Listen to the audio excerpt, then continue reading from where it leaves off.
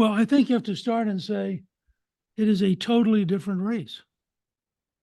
I mean, I don't think you can, somehow mutate from a decaying Biden, who was, I think, almost certainly going to lose, to a totally different race with a totally different dynamic, with a totally different Democratic candidate, with an enormous surge of both money and energy on the Democratic side. And I think that this is probably part of the shock of the Trump team right now, that they were sitting there Sunday morning. They'd had a good convention. They felt very good about things in general. He had come out of the near disaster in Butler as somebody who had enormously increased the emotional affection with his base.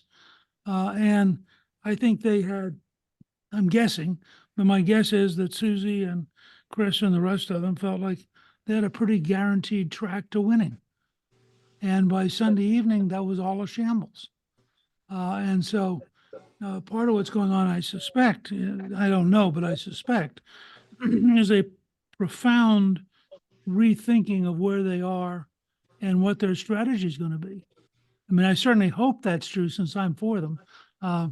They can't run Biden part 2 and have any hope of succeeding. On the other hand, they can run, Kamala Harris, San Francisco radical, and slightly, this will probably be a race between the two weirds. The Democrats will do everything they can to communicate that Trump and J.D. Vance are weird, and I suspect Trump and J.D. Vance's people will do everything they can to communicate that Kamala is weird.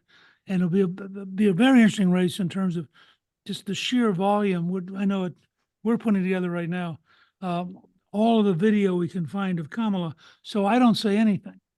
I'm not going to attack her at all. I'm just going to put up item after item after item of her being nuts, and say, let the facts speak. Now, so the Democrats will then be aggressively trying to disown who she has been, and the Republicans will be aggressively trying to convince people that she is who she has been.